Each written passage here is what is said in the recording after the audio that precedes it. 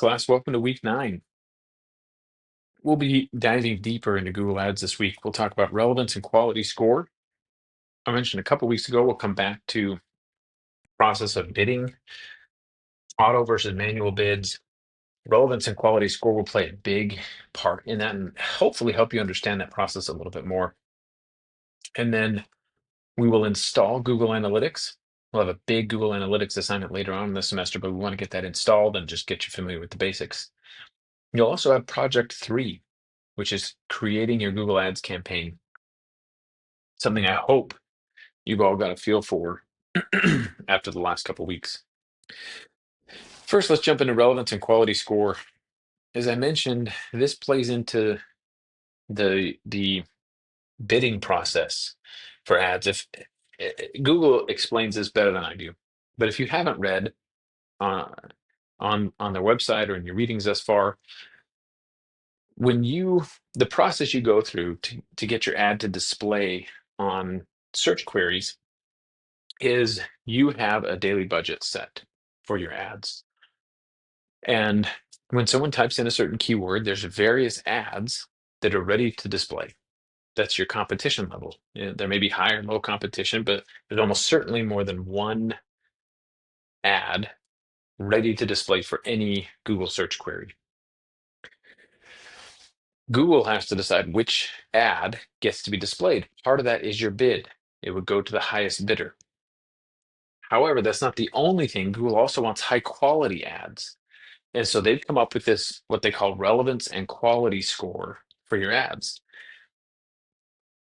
And their algorithm balances the bid that you offer with your relevance and quality score. And so if you have a higher relevance and quality score, your ad can actually be displayed when someone else has a higher bid than you, but you have a better relevance and quality score. And so Google is saying, you know what, we want relevant ads, we want good ads. And I don't know exactly where that number plays out, but you can certainly spend less money in your advertising if you have a good quality score and a highly relevant ad. So these readings will walk you through what makes a high quality ad, how do they score that, how do they rate it, and then you'll go through in this scenario and say, hey, someone has a keyword with a quality score of 4. What are the 3 things you'd recommend to increase that?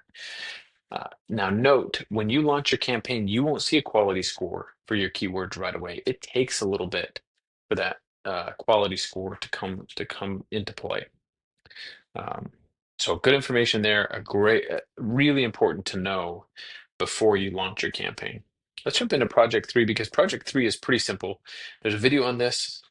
So like always, I won't spend a whole lot of time on this, but um, I, what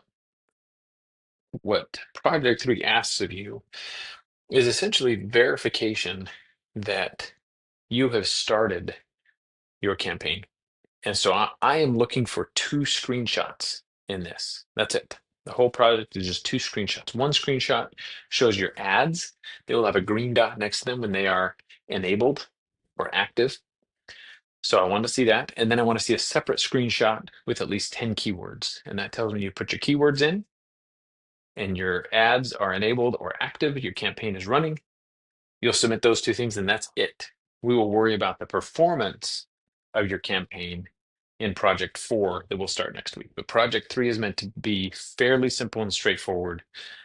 As long as you've created that campaign, you've been working along with the assignments, and you have that campaign ready to go, you're just launching the campaign, taking those screenshots and submitting. Now, please note, Project 3 starts this week so you can prepare that campaign. You don't need to submit Project 3 until next week, which means you don't need to launch your campaign until week 10. Installing Google Analytics assignment. This will be the first time I believe we're using a code snippet or a tag ID in this class. And the idea behind Google Analytics is to allow you information as to how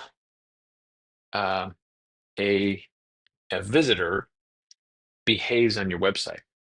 And we do that by taking this Google ID tag or a code snippet, it's been called various things, and you'll paste it in a certain place on your website. And that allows Google access to this data from your website, and then you can see it on the Google Analytics site. This is really powerful.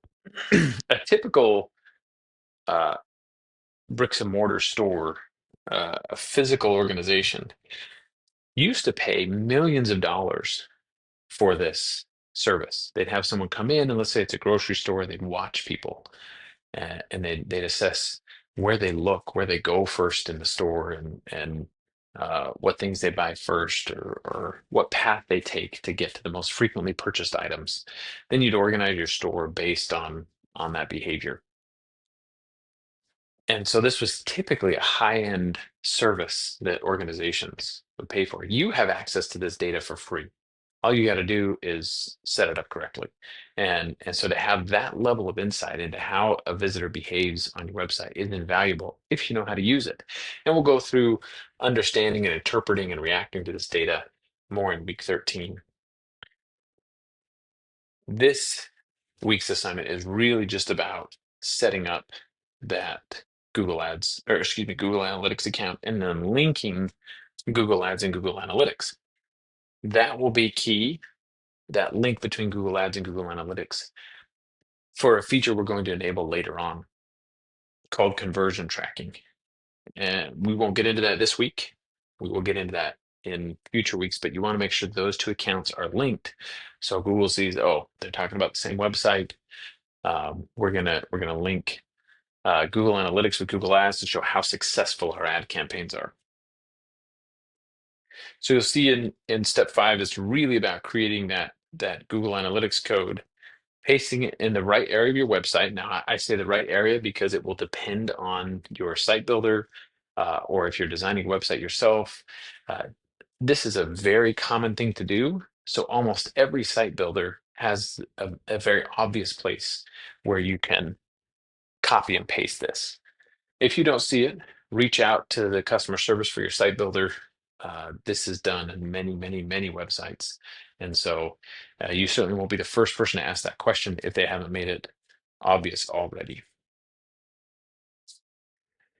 That'll be it for Google Analytics. I'm excited for you to get access to that tool. It is really neat to see, one, how much traffic you're getting, but two, what people are doing when they get to your website, where they're going, how much time they're spending on each page. It's really very informative. You learn about where they're from in the world. Um, on a broad level, you learn about um, demographics of the visitors to your website. So there's going to be a lot of information you get once that's set up correctly. If you have any questions on either of these, please reach out. Happy to go into more detail. Thanks, everyone.